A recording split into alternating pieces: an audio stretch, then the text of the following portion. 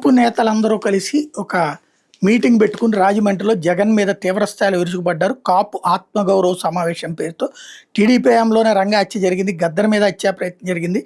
Convenient రాజకీయాలకు care ఆఫ్గా Pawan మారారు. కాపులు పెద్దన్న పాత్ర పోషించాలి, నా వెనక ఉంటే సీఎం అవుతానని అనలేదా? ఇప్పుడు కాపుల ఓట్లు అవసరం లేదంటారా? అదే మాట చంద్రబాబు లోకేష్లతో చెప్పిస్తారా? వాడుకునేది లేయడానికి మేమేమన్నా కరివేపాకులువా? 3 దశాబ్దాలుగా జాతి కోసం సేవ చేస్తున్నామంటూ వివిధ కాపు సంఘాల వాళ్ళు, కాపు రిజర్వేషన్ పోరాట సమితి అని చెప్పి ఇట్లాంటి అందరూ కలిసేసి మీటింగ్ పెట్టుకుని చేశారు. అందుకే వీళ్ళల్లో ఏ ఒక్కళ్ళన్నా సొంతగా ఈ కులం పేరుతో పోటీ చేసి గెలుస్తారా? కులం పేరుతో పోటీ చేసి ఓడిపోయారు హరిరామ జోగయ్య కానీ, ముద్రగడ పద్మనాభం కానీ. అంతకుముందు పార్టీల పేరుతో ఉన్నప్పుడు పార్టీలో కులం పనికొస్తుంది తప్పించి కులం కారణంగా పార్టీలు పక్కన పెట్టి గెలవడం అసాధ్యం. అనవసరమైన మాటలు. ఒకటి, పవన్ కళ్యాణ్ రేపు పొద్దున ఇప్పుడు మొన్న ఆ మాటలు మాట్లాడారు.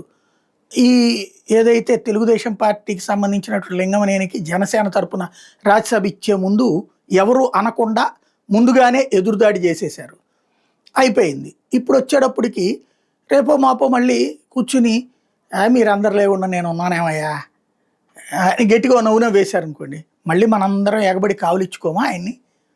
అదే సందర్భంలో తెలుగుదేశం పార్టీ మీదన కూడా చంద్రబాబు గారి మీద కూడా కమ్మ సామాజిక వర్గానికి అసంతృప్తి ఉంది. రెడ్డి సామాజిక వర్గం వాళ్ళకి జగన్ మీద అసంతృప్తి ఉంది. లేకపోతే ఓడిపోతారా? అంతకుముందు 2019లో చంద్రబాబు కానీ, 2024లో జగన్మోహన్ రెడ్డి కానీ. మరి కులం తోడుంది అని చెప్పేసి గెలవలేదే బేసిక్గా. ఇప్పుడు పవన్ కళ్యాణ్ ఇన్నిసార్లు ప్రయత్నించారు, గెలిపించారా? లేదు కదా. ఒక్క కులంతో గెలుస్తారా ఎవరైనా సరే?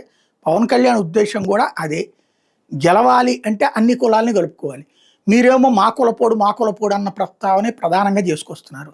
కమ్మ సామాజిక వర్గం అట్లా మా కులపోడు అని ఏమైనా చెప్పుకుని తిరుగుతున్నారా? వాళ్ళు కింద తిరుగుతారు మీటింగులు పెట్టి, నువ్వు మా కులానికే పనిచేయాల్సిందని ఎవరిని అడుగుతున్నారా? తెర వెనక జరగాల్సింది తెర ముందు చేస్తున్నారు.